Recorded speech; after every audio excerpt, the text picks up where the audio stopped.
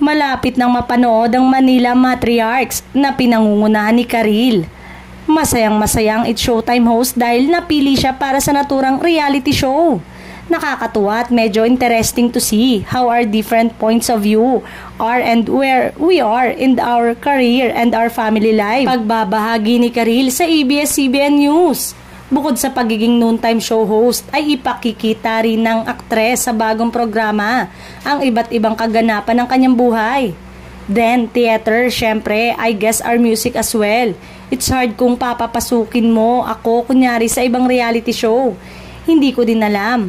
Parang every time they ask me, why are you doing this? Sabi ko, I don't know. And I would never say yes but I did somehow.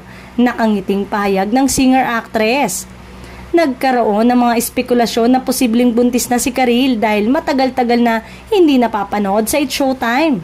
Napansin din ng mga tagahanga na tumaba ng kaunti ang TV host nang bumalik sa programa kamakailan. Nakaliw ako dahil sa Little Shop of Horrors. Hindi alam ng lahat na kapag gumawa ka ng isang dula, ang ibig sabihin ng Tech Week ay halos nakatira ka sa teatro. You're wearing the warmest clothes kasi aircon.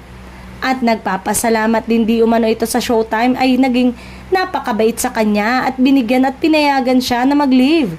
Siguro nagtataka ulit yung mga tao bakit mawawala ulit ako. Paliwanag ng It's Showtime host.